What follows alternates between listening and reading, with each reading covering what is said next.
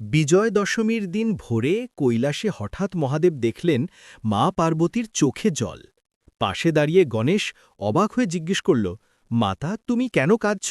তুমি তো বিশ্বজগৎ জননী, তোমার চোখে জল মানায় না।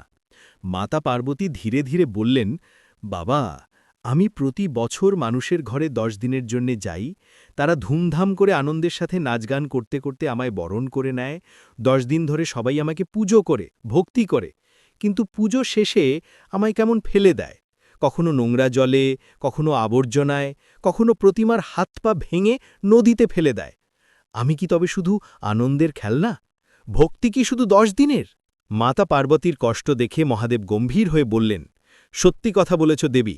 ভক্তি মানে শুধু পুজো আর আনন্দ নয়, ভক্তি মানে সম্মান আর দায়িত্ব।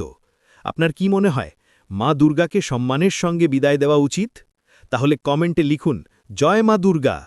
আর ভক্তির এই শিক্ষা যদি আপনার হৃদয়ে ছুঁয়ে যায়, তবে লাইক, সাবস্ক্রাইব করে মায়ের এই বার্তা সবার কাছে পৌঁছে দিন।